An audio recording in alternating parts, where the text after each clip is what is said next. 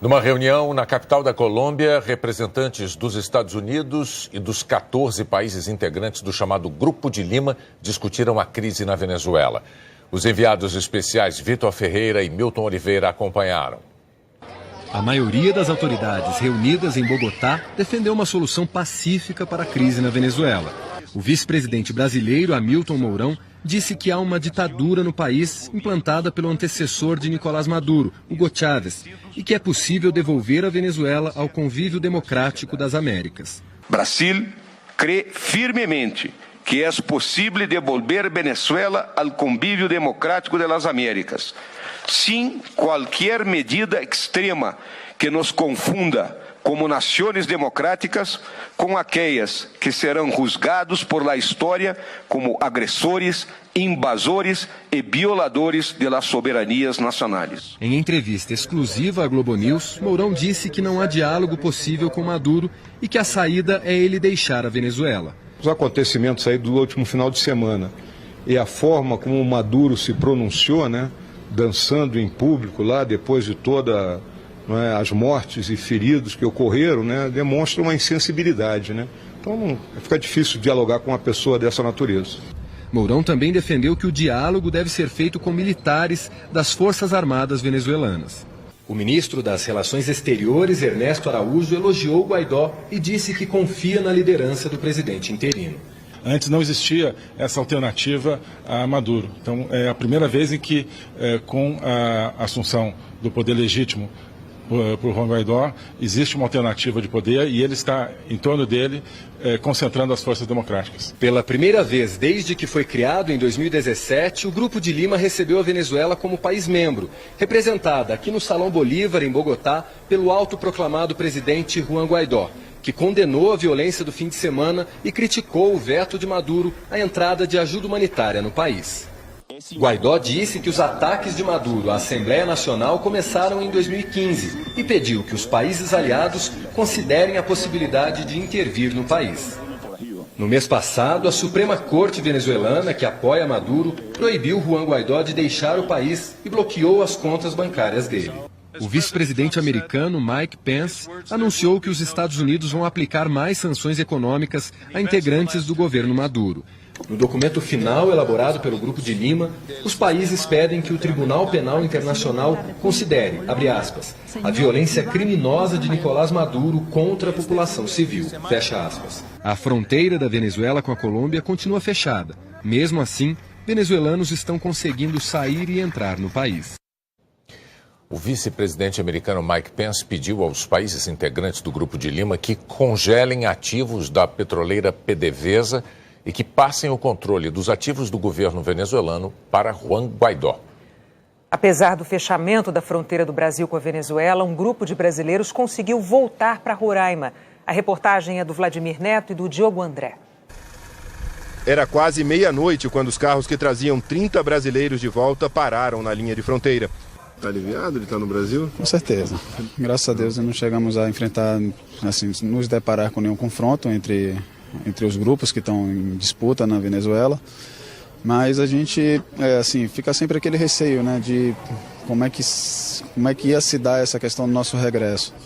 Parte do grupo teve de atravessar a pé a cidade de Santa Helena de Uairém, a 17 quilômetros da fronteira com o Brasil, no sábado passado. Depois de 7 dias caminhando, a gente só queria descansar, a gente andou rapidão, todo mundo olhando para baixo com mochila, carregando, e todo mundo que estava passando falava, vai para outro lado, vira, a coisa tá feia, a coisa tá feia, tá tendo tiro. Eu passei mal, mas aqui eu criei uma coragem, eu cheguei no meio daqueles guardas ali. Eu olhei assim, Deus é maior, e rezei o Pai Nosso, Mãe, 6 vezes. Desde que estouraram os conflitos na região da fronteira, 7 soldados da Guarda Venezuelana já desertaram, entraram no Brasil pela fronteira e pediram refúgio. Na fronteira da Colômbia seriam ao menos 177. Hoje, um deles disse que pretende viajar até a Colômbia e se juntar às forças que apoiam o autoproclamado presidente interino da Venezuela, Juan Guaidó. Hoje, na fronteira com o Brasil, não houve nenhum confronto entre manifestantes e soldados venezuelanos. A estratégia definida pelo governo brasileiro de estabelecer uma linha de segurança para impedir que os manifestantes avancem contra os soldados venezuelanos funcionou. Mas os venezuelanos que protestaram ontem e anteontem não saíram daqui. Passaram o dia olhando do alto do morro a movimentação do outro lado da fronteira. Enquanto isso, o carregamento de ajuda humanitária do governo brasileiro, trazido para Pacaraima no sábado passado, continua deste lado da fronteira. Em Brasília, o gabinete da crise criado pelo presidente Jair Bolsonaro acompanha a situação na fronteira com a Venezuela. Uma das preocupações é com o abastecimento de energia em Roraima. Foram 2 reuniões no Palácio do Planalto. Uma do presidente Jair Bolsonaro com ministros e representantes do governo de Roraima. Trataram das falhas no fornecimento de energia da Venezuela para o estado. O governo espera obter licenciamento para poder retomar as obras do Linhão de Tucuruí, uma linha de transmissão que ligará Roraima ao sistema de energia do restante do país. Segundo a Agência Nacional de Energia Elétrica, no ano passado foram 85 blackouts em Roraima, um recorde no número de apagões. Desses, 72 foram decorrentes de falhas na linha de transmissão da Venezuela. Noutra reunião com os comandantes das Forças Armadas e o ministro da Defesa, Bolsonaro recebeu a avaliação da situação na fronteira. A ordem aqui no Palácio do Planalto é: todo cuidado é pouco para não acender nenhum estopim. O que está em jogo não é a soberania, e sim a ajuda humanitária.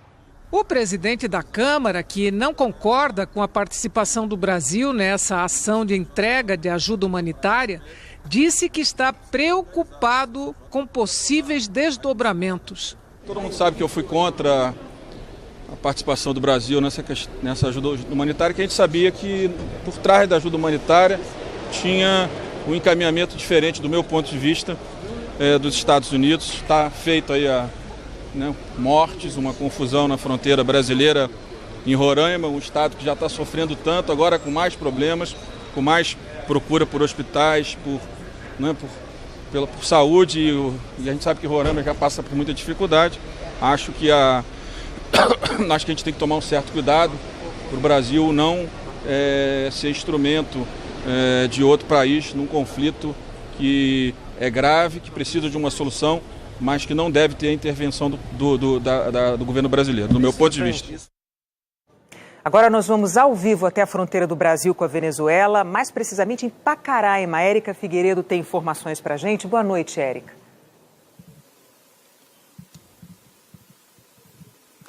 Oi, Renata. Boa noite para você. Boa noite, Bonner. Olha, neste momento a fronteira entre o Brasil e a Venezuela permanece fechada. Homens da Força Nacional e policiais rodoviários fazem a segurança na faixa que divide a fronteira entre os dois países. E a mais ou menos 200 metros de onde eu estou está o batalhão de choque da Guarda Nacional Bolivariana. Tudo porque mais cedo venezuelanos se prepararam para retirar a bandeira da Venezuela e hastear outra, escrito paz e liberdade. Olha, em Boa Vista, 22 venezuelanos feridos em conflitos lá em Santa Helena de Uairém permanecem internados no Hospital Geral de Roraima. 4 já tiveram alta e hoje foi publicado o decreto de calamidade na saúde. A medida vale por 90 dias. O governo do estado diz que não tem estrutura para receber mais pacientes e nem insumos. O governo espera aí comprar de forma emergencial remédios e também materiais para os hospitais na capital Boa Vista e aqui de Pacaraima, Bonner e Renata. Érica Figueiredo com as informações ao vivo de Roraima. Obrigada. A ministra da Família, da Mulher e dos Direitos Humanos, Damares Alves, pediu a libertação da Venezuela durante um discurso no Conselho de Direitos Humanos da ONU em Genebra. Foi o primeiro evento internacional da ministra. A expectativa em relação ao discurso do Brasil era alta. Os demais países queriam ouvir a posição do novo governo sobre o próprio Conselho de Direitos Humanos. O órgão foi alvo de críticas do então candidato Jair Bolsonaro, que chegou a prometer a retirada do Brasil. Mas a ministra Damares Alves pediu apoio para a candidatura do país à reeleição para o grupo de 47 nações, para um novo mandato que começa em 2020. Aproveito a oportunidade para solicitar respeitosamente o apoio à candidatura brasileira a este Conselho nas eleições que ocorrerão em outubro vindouro. Ela enumerou as políticas que pretende reforçar ou implementar em áreas como o direito das mulheres, inclusão, luta contra o racismo e a discriminação da comunidade LGBT. Sem mencionar o nome da vereadora Marielle Franco, cujo assassinato está prestes a completar 1 ano, Damares Alves disse que irá proteger aqueles que chamou de corajosos defensores dos direitos humanos. No discurso, a ministra não citou a palavra aborto e prometeu defender o direito à vida desde a concepção. Defenderemos tenazmente o pleno exercício por todos do direito à vida desde a concepção e a segurança da pessoa. E antes de encerrar, comentou a crise na Venezuela. O Brasil apela à comunidade internacional a somar-se aos esforços de libertação da Venezuela, reconhecendo governo legítimo de Guaidó e exigindo o fim da violência das forças do regime contra sua própria população. Depois, numa conversa com jornalistas, Damares Alves falou sobre a presença de imigrantes no Brasil. O Brasil entende que nós temos formas nossas de cuidar da migração, dos imigrantes, né? Nós temos o nosso próprio jeito e o Brasil é um país acolhedor. Isso está aí na história da nossa nação.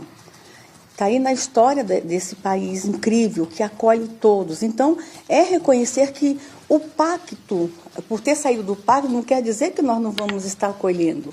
Uma referência ao discurso do secretário-geral das Nações Unidas, Antônio Guterres, que criticou os governos que decidiram não fazer parte do Pacto de Migrações da ONU. No início do ano, o Brasil anunciou a retirada do acordo.